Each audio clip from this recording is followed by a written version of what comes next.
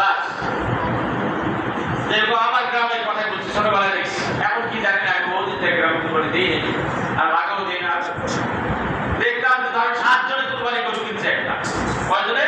7 জন মিলে একটা গরু সাত ভাগে দিচ্ছে, 8 ভাগ করে এই 7 ভাগ 7 জনে নিয়ে গেল। আর ওই 8ম ভাগটা ওইটাই সারা গ্রামের গরিব মিসকিন দিয়ে 1 পিস 2 পিস করে দিয়ে। আমার গ্রামের কথা বলছি, আমার নিজের জীবনের দিকে কথা বলছি। এইটা কি তাকওয়ার লেভেল কোনটা পর্যায়ে বুঝলেন না? তাকওয়ার লেভেলটা কোন পর্যায়ে গেল? 0 একটু হয়তো একটু আছে, এতটাই তাকওয়ার লেভেল। তাকওয়ার লেভেল আপনার বুঝতে দেওয়া দেখলে বোঝা যাবে তাকওয়ার লেভেল কত। আপনি কি ফ্রি ভর্তি করার জন্য ব্যস্ত না মানুষকে খাওয়ানোর দেওয়ার জন্য ব্যস্ত?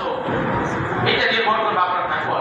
আল্লাহ আমাদের সর্বোচ্চ তাকওয়া প্রদর্শনের তৌফিক দান করুন এবং অন্তরে তাকওয়া যেটা, যে কুরবানির মাধ্যমে যে তাকওয়া অর্জনের কথা, সেই তাকওয়া যেন আমরা অর্জন করতে পারি। আল্লাহ তৌফিক দান করুন। আল্লাহর কাছে মাংস গোশত কিছুই যায় না। যদি আদম আলাইহিস সালামের সন্তানদের মতো কুরবানির ব্যবস্থা থাকতো তাহলে দেখা যেত কুরবানি আমাদের কি অবস্থা। আল্লাহ আমাদেরকে এই ইজ্জতের হাত থেকে রক্ষা করেছে, এই জন্য আলহামদুলিল্লাহ। কি বলেন, ঠিক না? যদি কুরবানি করার পরে মাঠে রাখতে বলতো আর তার কুরবানি কবুল হয়েছে, সেটা আগুন এসে জ্বলে দাঁড়িয়ে যাইতো আর কাকিটা পড়ে থাকতো, কষা দুর্গন্ধটা যেত বাংলাদেশে, পরের বছর আর কেউ কুরবানি দিত না। কি কথা বলেন আমার?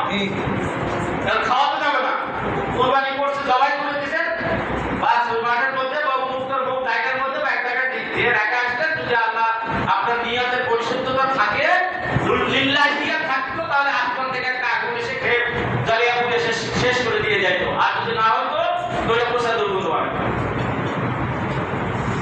দেখা যায় দুই মধ্যে আব্দুর রহিমের কুরবানির এই অবস্থা, পরের বছর বা ভয়ে হাত দিত না। কতবার কুরবানি আমার কবুল হয়নি, পোষা গন্ধ আছে। এরকম পোষা গন্ধ বাড়ার থেকে আমি ব্যক্তিদের হাত থেকে আমরা আমাদেরকে রক্ষা করেছেন, আলহামদুলিল্লাহ। কিন্তু তাই বলে কি নিয়তের পরিশুদ্ধতা খুলুসিয়ার দরকার নাই? আল্লাহ আমাদেরকে বিশেষ মর্যাদা দিয়েছেন, সেই মর্যাদাকে যদি আমরা অস্বীকার করি, সেই মর্যাদার বিপরীত যদি কাজ করি, তাহলে সেই মর্যাদাকে ক্ষুণ্ণ করে বেইজ্জত করার মতো জায়গা আছে না আল্লাহ? আছে, আছে নাকি? আছে। কার নিয়ত তুমি করেছো?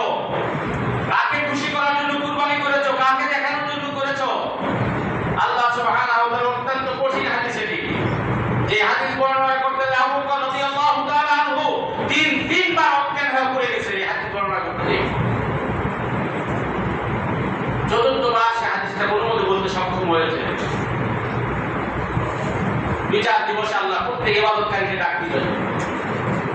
আগে ডাক দিবেন আমাদের আলেম যারা, তারা আলেম নাম থাকে, যে এদের মানুষকে বলেছি নিজে করে নেয়, অথবা মানুষকে যাও 10 খাতি দেখানোর জন্য বলেছি, আর তুই যেটা চাইছিস সেটা তো তুমি দুনিয়াতে দিয়ে দিচ্ছি। তো আল্লাহ শায়েখ বলেছে, তো আল্লামা বলেছে, তো হযরত বলেছে, কত সম্মান হেলিকপ্টারে নিয়ে গেছে, যা আপনারা চাইছিস সেটা তো দিয়ে দিছি, আল্লাহ আমার কাছে কোনো অংশ নাই। বাস আসলের মাঠে পুরা বাঁকে গায়ে চুরি হয়ে গেল, অনুরূপভাবে শহীদ হয়ে গেছে, জীবনটাই দিয়ে দিয়েছে।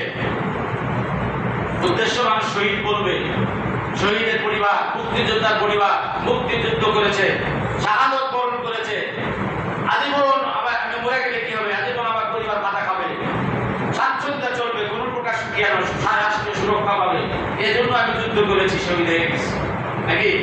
ওইটা তো পেয়ে গেছে দুনিয়াতে, আল্লাহর কাছে পাওয়ার কিছু থাকবে না। ইবাদত করেছি, কুরবানি করেছি, সালাত আদায় করেছি, যা ইবাদত করেছি, যদি এরকম নিয়তে করে থাকি, এগুলোর কোনো বিনিময় আল্লাহর কাছে পাওয়া যাবে না। বরঞ্চ সেদিন আল্লাহ ওপেন ঘোষণা করে দিবেন যে এগুলো দেখবে সবাই, মানুষ দেখবে, আরে দুনিয়াতে এত নামাজ আদায় করছে, এত সালাত আদায় করেছে, 2 লাখ টাকা দামের কুরবানি দিতে প্রতি বছর, এই সবই ছিল মানুষকে দেখা যাবে আল্লাহ তুমি একটাও করে নেই। সেদিন আল্লাহ দায়িত্ব করবে, সেদিনের দায়িত্বের হাত থেকে বাঁচার জন্য আমাদেরকে সঠিকভাবে আমল করতে হবে। আল্লাহ আমাদের তৌফিক দান করুন। সম্মানিত ভাইরা, এই ঈদের আগের একটি কথা বলি, ইয়ামুল আরাফা সিয়াম, আগেও বলেছি খুবই গুরুত্বপূর্ণ সিয়াম, কি বলে ঠিক না? মান সামা ইয়ামুল আরাফা ইউকাফির আনহু সানাতাল্লাতী ক্বাবলাহু ওয়া সানাতাল্লাতী বা'দাহু।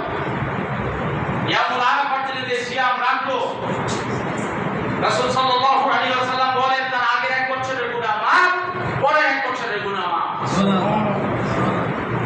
বন্দে ইয়াউমুল আরাফা আল্লাহ রাসূল বলতেন যে বিসাত জিলহজের 9 তারিখ, তাহলে আমাকে বেশি বেকায়দা হতো।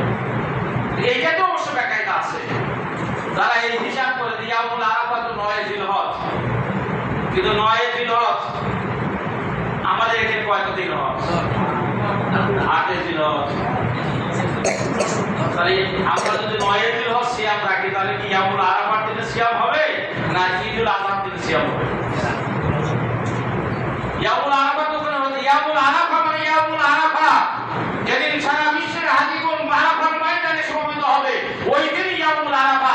ওইটা বাংলাদেশের 8 তারিখ হোক, 7 তারিখ হোক, আর যে কোনো তারিখ হোক না কেন ওই ইয়াউমুল আরাফার দিনে সিয়াম রাখতে হবে, এটাই ইয়াউমুল আরাফার সিয়াম। কথা ভালো করে বুঝে নেবেন, 9 তারিখের হিসাব করবেন না। ইয়াউমুল আরাফা, আরাফার যেখানে আদায়, আরাফা এখানে নয়, আরাফা মক্কায়, এবং আরাফার ময়দান ওইখানে, ওই দিনই যেদিন আরাফা ওইটাই ইয়াউমুল আরাফা। আর ইয়াউমুল আরাফার সিয়াম মানে যেদিন হাজীগণ ইয়াউমুল আরাফা আরাফার ময়দানে সমবেত হবে সেদিনই হচ্ছে আমাদের জন্য ইয়াউমুল আরাফা। আমাদের তারিখ যেই ব্যতিক্রম হোক এই ব্যাপারে আমি কিছু কথা বলবো না, অনেক কথা আছে। আল্লাহ আমাদের ইয়াউমুল আরাফার সিয়াম রাখার তৌফিক দান করুন। এরপরে আসে ঈদের দিনে গতানুগতিক 2 ঈদের মধ্যেই আমরা যে সুন্নাহগুলো জানি ওগুলি সুন্নাহ। বেশি সকাল সকাল ওঠা, বিশেষ করে এই জিলহজ মাসে যে গত জুমায় বলেছি বেশি বেশি তাকবীর পাঠ করা, তাই না? ফাকসিরু তাহলিল ওয়া তাকবীর ওয়া তাহমিদ, রাসূল বলেছেন তোমরা বেশি বেশি তাকবীর, তাহলিল এবং তাহমিদ, আল্লাহর প্রশংসা করো, আল্লাহর গুণকীর্তন করো, তাকবীর পড়ো, লা ইলাহা ইল্লাল্লাহ আল্লাহু আকবার বলো, আল্লাহু আকবার আল্লাহু আকবার, ওয়া লা ইলাহা ইল্লাল্লাহ আল্লাহু আকবার আল্লাহু আকবার ওয়া লিল্লাহিল হামদ। এই এক বাক্যের এই এর মধ্যে সেন্টেন্সের মধ্যে তাকবীর, তাহলিল এবং তাহমিদ রয়েছে। এটা বেশি বেশি পড়া, সালাত করে নয়, সমস্যাটা নয়, ইচ্ছা করে জোরে পড়তে পারে অথবা আস্তে পড়তে পারবেন, কিন্তু পড়তে হবে বেশি বেশি।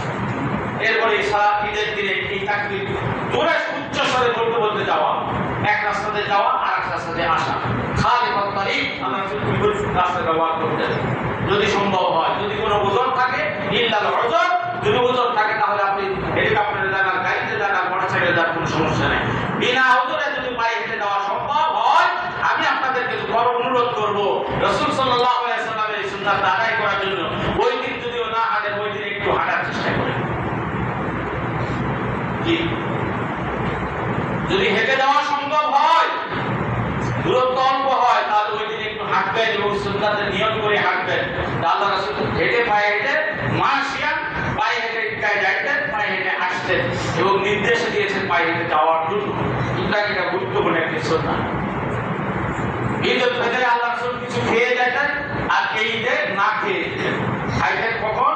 কুরবানি দাতা কুরবানি মাংস জবাই করে সেই মাংস দিয়েই প্রথম ওই দিন আহার করবেন। এটি একটা সুন্নাত। সুগন্ধি লাগাবেন, গোসল করবেন এবং সাধ্যমতো আপনার সংরক্ষিত যে বিশেষ পোশাক থাকবে সেটাই করবেন ওই দিন। পরের দিনের জন্য তুলে রাখবেন না। ঈদের দিনে গ্যান্টার পোশাক পরে মাঠে যাবেন আর পরের দিন আত্মীয়র বাড়িতে যাওয়ার জন্য, মেহমানদারি করার জন্য, ঘোরার জন্য সবথেকে দামি পোশাক পরবেন, এমনটা যেন না হয়। এটা রাসূলের আরেকটা সুন্নতের খেলাফ। রাসূলের সুন্নাহ কি? উত্তম পোশাক আপনি এদিন পরবেন, যেটা আপনার কাছে সবচেয়ে উত্তম মনে হবে, সেটা ছিঁড়া হোক ফাঁকা হোক, যদি আপনার কাছে উত্তম মনে হয় আপনি দয়া করে ওই পোশাকটাই পরে বাড়ি যাবেন। নতুনের কথা কিন্তু আমি বলি, আপনার কাছে যেটা উত্তম তা আছে আপনার আলমারিতে ড্রয়ার ড্রপে আর দেখে নিন, এর মধ্যে উত্তমটা পড়ে যাবেন ইনশাআল্লাহ এবং সুন্দর লাগিয়ে যাবেন। এই বাকি সুন্নাতগুলো আমরা সবই জানি। আল্লাহ আমাদের সকলকে ঈদের দিনের সুন্নাহগুলো আদায় করার তৌফিক দান করুন। আর কুরবানির বিষয়টি আমি বললাম, কুরবানি কেনার কথা বললাম এবং নিয়াতের কথা